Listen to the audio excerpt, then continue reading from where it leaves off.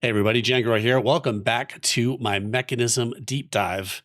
Today we're looking at enrichment chambers, metallurgic infusers, and all the logistics to connect them and automate all of the different alloys. This is not your typical look at automating mechanism because that usually involves applied energistics, so stick around. Please give me a few seconds to thank our sponsor, Apex Hosting. If you want to play with friends and family, but you're tired of dealing with the headaches of self hosting your Minecraft server, things like performance issues, tricky port forwarding, and worrying about backups, Apex has you covered. With one-click modpack installations, including mechanism-based packs like Valhelsia 6, you can be up and running in under 5 minutes. Their powerful hardware and 24/7 support ensures smooth gameplay. If you do check them out, please use my link, django.com/apex. That supports the channel. Thanks to you and Apex for your support. All right, welcome back to my mechanism floor in my mountain base here. The last time we set up power, I cleaned up my heat generators a bit, and I moved the power below the floor. I've got it coming out over here. This is where we're going to do some of our work today. We set up infusers. We've got our redstone infuser and a couple of coal carbon infusers. And from here, we need to do a couple more things to automate. We need to talk about the energized smelter, and we need to talk about the enrichment chamber, because it does not make any sense to put just pure redstone into a metallurgic infuser. We should be enriching that redstone. And we can put the enriched redstone into the metallurgic infuser and we get a bunch more redstone out of enriched redstone rather than just plain redstone. Likewise, coal goes into the enrichment chamber, which, by the way, is really easy to make now that we've got basic control circuits and steel casing, which comes from steel. So we've got steel from this setup over here. And now that we put an energized smelter down, which is also very easy to craft, again, basic control circuits and redstone, we can start to automate our steel by putting iron in this infuser, sending it over here into this infuser and then into the smelter, and we get steel. Easy peasy, right? We put osmium in here, we get basic control circuit. We put iron in here, we get infused alloy. These are the basic building blocks of all of these machines: enrichment chamber, purification chamber, electrolytic separator, combiner, crusher, precision sawmill. And I feel like at this point, everyone does the same thing. At least all the videos that I've ever seen, including my own. We just make all these machines, and then we connect applied energistics 2 to it with its auto crafting, and we kind of forget about mechanism.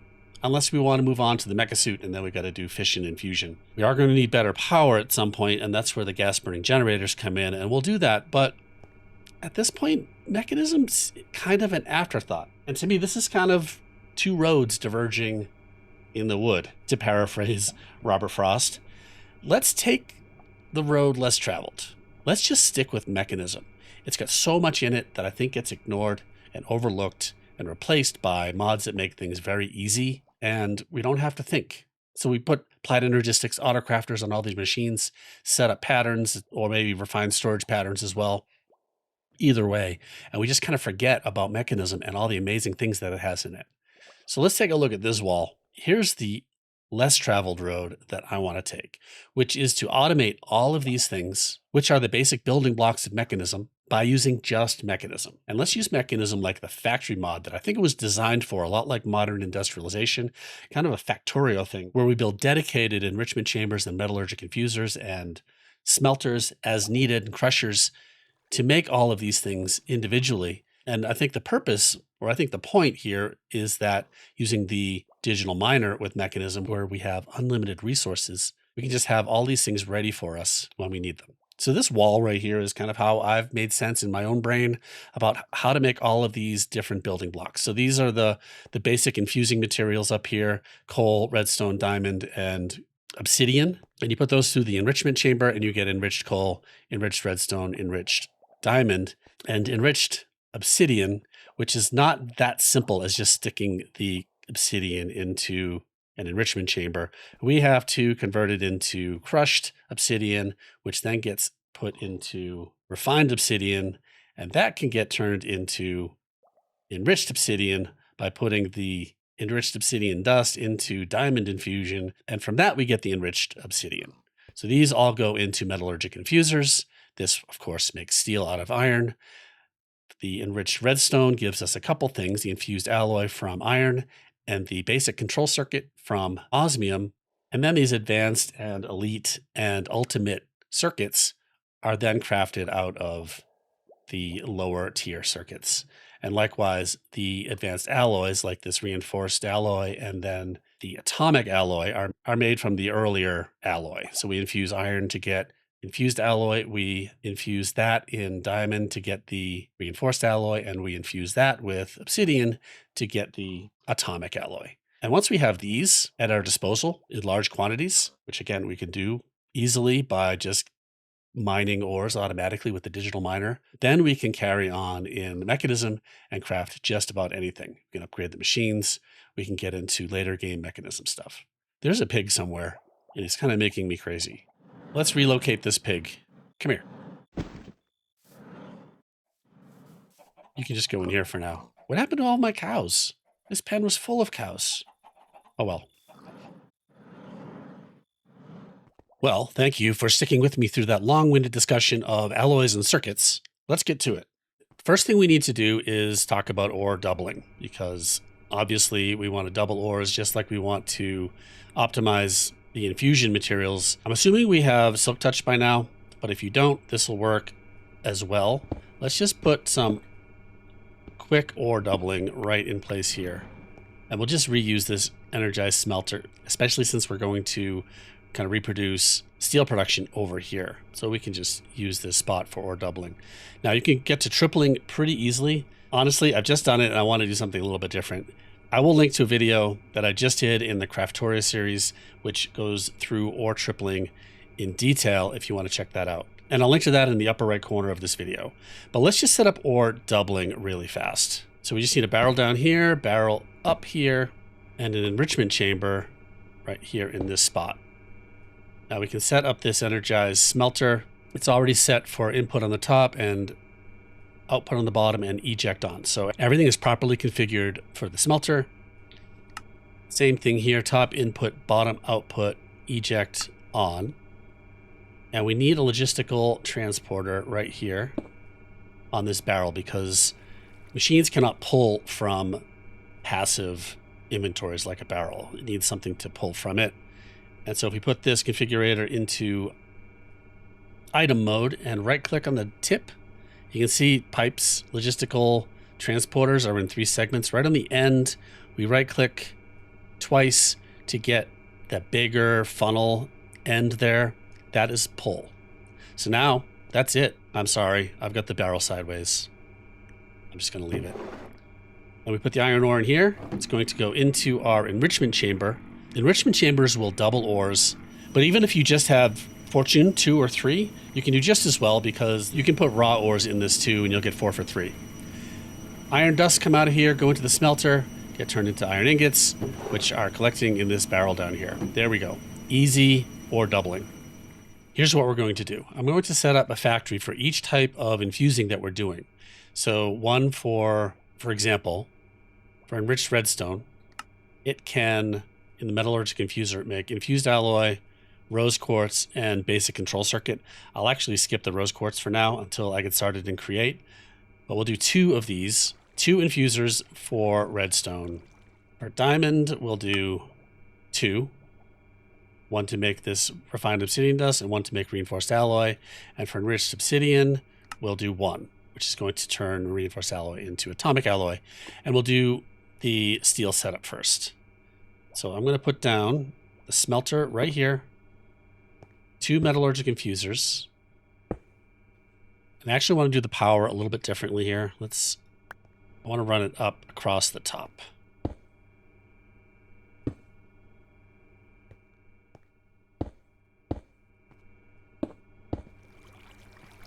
Just like this. So I'm going to save all these other sides for other operations. Okay, so here's our steel setup.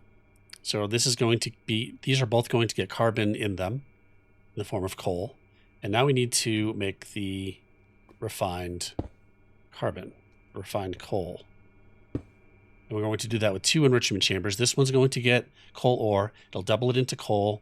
The coal will turn it into refined coal, actually called enriched carbon. And the enriched carbon will go down into both of these metallurgic infusers through logistical transporters, just like this. Now, if I just run the logistical transporter down like this, it will fill up one of these before it will fill up the other one. So what we want to do is add in a logistical sorter. Let's just put this right here. If we add a logistical sorter into the mix, this is a pretty complicated item. It's got lots of different options. It's going to come in handy later when we're moving things all over the place. But for our purposes here, we're going to turn it on single mode. So it only sends one item at a time. Otherwise, it will send up to a stack through a basic logistical transporter, which is also pretty neat. So we're just going to send one at a time in round robin. And we turn auto eject on, which means it doesn't require any filters to send items. So whatever it can send through these two pipes, it will. And then since it's in round robin mode, it'll distribute the items equally amongst all of the outputs. So this is really basic logistical sorter stuff. We'll do more in-depth sorting with the logistical sorter probably in a later episode. All right, I have a little bit of coal here, so let's start with the coal right here and see what happens. We want to turn eject on. Bottom is output, and we want left input. And for here, we need to turn this yellow extra field to have input in the top. So this top needs to have extra as the input. And I think it went in here. It did. So if we put some more carbon in here, coal rather, we can watch this work. That's a cool sound when the logistical sorter works. And now the next one should go over here. Oh, but it can't because I didn't set it up for the top input as extra. Okay, now the next one should go, or the next one should go over here. Perfect. So it's going to divvy these up. All right, now I've got a stack of coal ore. We'll put that in this one. It should double the coal and send it over here. Once we turn eject on, there we go. Next coal should go over here. Perfect. And now all we need to do is grab some iron, put it in here. Eject is on, right output. This, I think these are all set up properly.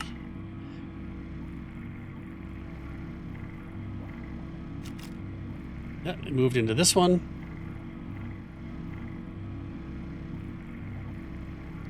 Eject is off. Let's turn that on. Now they're going into the smelter.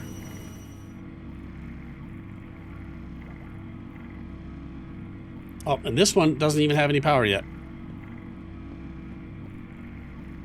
Let's run the power down the back here. Actually, we'll run the power this way. That should not be in the way of anything. All right, the basic concept for setting up redstone, diamond, and obsidian are going to be the same. So I'm going to set those up, then we'll come back and I'll walk through the whole thing. And it is all set up. Let's take a look at how this works. It's pretty much the same as the steel one that I have here. So again, coal ore goes in here, gets converted into 2 coal, goes through here. This enrichment chamber converted into enriched coal. That comes down and gets split between these 2 machines. Enriched steel goes into here, gets turned into steel dust, which goes in here and gets turned into steel. And here we've got some steel sitting here. Again, I'm relying on just keeping a stack of each output, which I can grab when I need it. Later on, we'll work on logistics and moving things in and out of the system. At some point, we'll connect Applied Logistics 2 to it, make it more automated to get the stuff in and out. But at least initially, I'm okay with just dropping things in and pulling things out manually. All right, here's the redstone one. Again, redstone ore goes in here, gets turned into 12 redstone dust, which then gets enriched in here. And this gets split upon the 3 machines. I actually did put a third one down to make space for that rose quartz for create if I ever want to do it. I didn't want to have no space to add that in here, so I just did it. But this one here makes the infused alloy. This one here makes the basic circuit, basic control circuit. And these don't go anywhere else. So they just sit in here. And again, we're just going to end up keeping a stack of each of these items in here. I'll run this whole thing in a minute. It'll be noisy.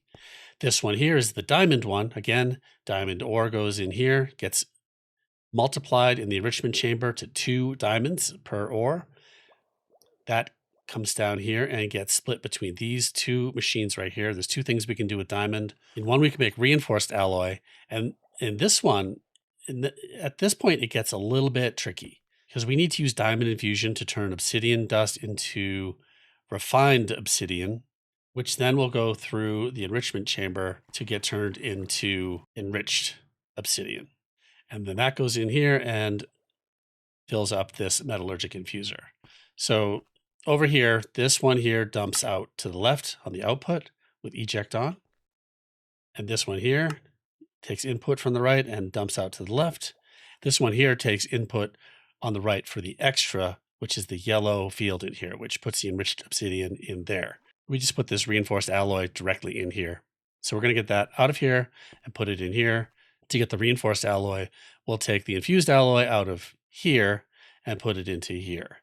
And again, we can put pipes everywhere, but I thought I would keep this clean and do things manually. I like to do things manually for a bit and then automate once I realize what is tricky and what I need to automate. So the last thing here, so this obsidian goes through the enrichment chamber to become obsidian dust. That comes out the bottom and down here and into this diamond metallurgic infuser. That gets turned into refined obsidian dust. And that goes in here to become enriched obsidian, which then fills up this infuser right here. All right, let's set this whole thing into motion. It's going to get noisy, so I thought I'd wait and do this all at once. So here's what I've got. We'll put obsidian in here. We'll put some diamond ore in here. Put some redstone ore in here. And we'll put some coal ore in here. And all these spring into action. And we should start to see these things move down and get split up through round robin thanks to the logistical sorter.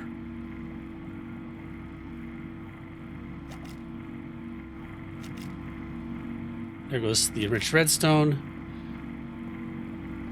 There goes some diamond.